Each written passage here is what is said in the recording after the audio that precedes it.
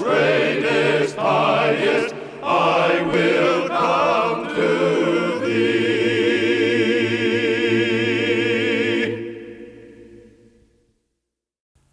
We learn a great yet difficult lesson for some to follow in Philippians 2 and verse 4.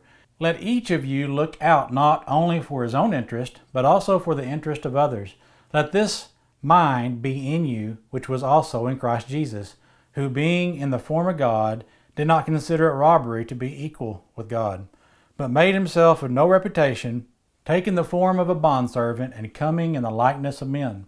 And being found in appearance as a man, he humbled himself and became obedient to the point of death, even the death of the cross. We live in a time where many are taught to be selfish and are always taught to think of themselves first. However, Paul lets us know that selfishness is the opposite of Christianity. A Christian is not just supposed to look out for themselves, they are to look out for those that are around them as well. Jesus is the greatest example of this because he was willing to leave the riches of heaven to become like us and to set the example. Not only did he live a sin-free life by never indulging in temptation, he was willing to die for us so that we could have the opportunity to be saved even though we did not deserve it.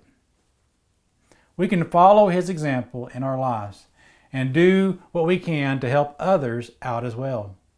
It is the least we can do that we might allow the Spirit of Christ to be shown through us. One modern example of esteeming others comes from a story about a high school state track championship in 2009 in Kansas. The team that won the girls' 3,200 meter relay was disqualified. But what happened next was even more unusual. The team that won because of their disqualification gave the medal to them. The reason they were disqualified was because one of the judges saw one of the girls step out of her lane when she handed off the baton. That small mistake caused the other team to win by default. When the other team saw the disappointed look on the disqualified team's faces, it moved them to give their medals to them. Why did they do this? Well, their coach explained.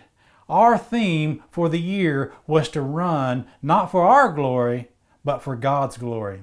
As a result of their actions, their story was told throughout Kansas, and God's name was magnified. These are the kinds of things we can do as we serve God. We can look for opportunities to set aside our own interest to care for the interest of others. Jesus certainly did this throughout his ministry, with the greatest example being his death on the cross. When we show our care and concern for others, it is a great way to share the love of Christ with those around us, which will hopefully lead them to God. As Ziegler wrote, "Love is not blind, but looks abroad throughout others' eyes, and asks not, must I give, but may I sacrifice."